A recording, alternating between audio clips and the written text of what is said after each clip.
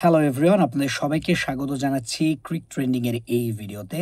বাংলাদেশ এবং আফগানিস্তানের মধ্যকার প্রথম ওয়ানডে শেষ হয়েছে এবং সেই ওয়ানডেতে আফগানিস্তান কিন্তু জয়লাভ করেছে। বাংলাদেশের আসলে অভিজ্ঞতার অভাব রয়েছে এই টিমটাতে।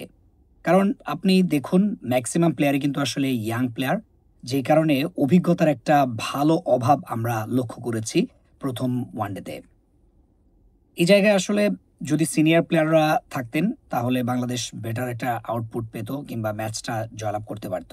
সো তরুণ প্লেয়ারদের মধ্যে যে টেন্ডেন্সিটা দেখা যায় সেটা হচ্ছে উইকেটে টিকে থাকার যে ক্যাপাবিলিটি বা হচ্ছে টেন্ডেন্সি সেটা একটু কম থাকে। যেই জায়গাটায় গতকালকে বাংলাদেশ হেরে গিয়েছে এবং আমরা অনেক দিন ধরেই কিন্তু দেখছি অন্যান্য দেশগুলো আসলে ওয়ানডে ক্রিকেটে ৩০০ রান এর উপরে করে, অর্থাৎ রানটাকে তারা ২৫০ থেকে ৩০০ রানে কনভার্ট করেছে। একটা টাইমে আমরা দেখতাম ২৫০ রানই হচ্ছে চ্যালেঞ্জিং টোটাল কিংবা হচ্ছে উইনিং টোটাল। বাট সেটাকে কিন্তু ৩০০ এ কনভার্ট করেছে, ৩০০ এর উপরে করা শুরু করেছে।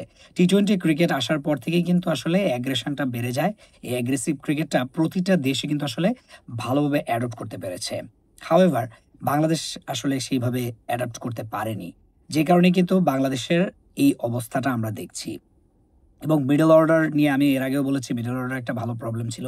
গতকালকে যদিও তাওহিদ হৃদয় এবং মেহেদী হাসান মিরাজ মিডল অর্ডারটা ভালোভাবে সামলেছেন। বাট একটা জায়গায় আমার মনে হচ্ছে বাংলাদেশের এই ২ জন ব্যাটার যেটা করতে পারতেন ৩০ ওভার পরে কিন্তু একটু স্ট্রাইকটা অ্যাক্সিলারেট করতে পারতেন। সেই জায়গাটায় তারা একটু পিছিয়ে গেছে, যে কারণে বাংলাদেশ ভালো একটা টোটাল করতে পারেনি। 250 কিংবা 260-70 রান করলে হয়তোবা ম্যাচটা বের হয়ে আসতো বাংলাদেশের পক্ষে। আমরা এর আগে দেখেছি মুশফিকুর রহিম, মাহমুদুল্লাহ রিয়াদ দলের যখন বিপর্যয় হয়ে যায়, ব্যাটিংয়ে কলাপস হয়, তখন তারা ঘুরে দাঁড়িয়েছেন, উইকেটে সেট হয়েছেন, তারপর রান করা শুরু করেছেন।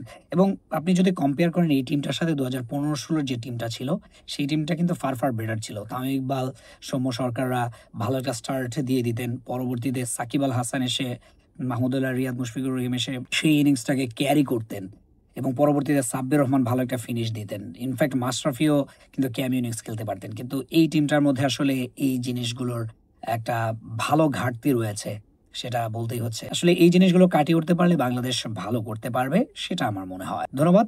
যারা ভিডিওটি ইউটিউবে দেখছেন তারা চ্যানেলটিতে সাবস্ক্রাইব করবেন, লাইক দিবেন এবং কমেন্ট করবেন, এবং যারা ফেসবুকে দেখছেন তারা পেজটি ফলো করবেন, লাইক দিবেন, কমেন্ট করবেন এবং শেয়ার করবেন।